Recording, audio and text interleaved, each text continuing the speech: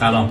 امروز میخوام سیستم دزدگیر مجموعه ساتوویژن رو بهتون معرفی کنم. این سیستم شامل 3 تا محصول هستش: سنسور حرکتی دوربیندار و آژیر هشدار که همه اینها از طریق وای فای به هم دیگه کانکت میشن.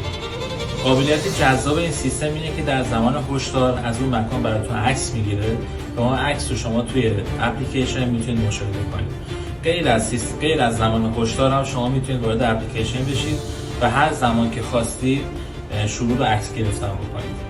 این سیستم در زمان هشدار به شما از طریق 2 روش میتونه در واقع اطلاع بده. روش اول از طریق پیامک هستش و روش دوم از طریق نوتیفیکیشن خود موبایل هستش.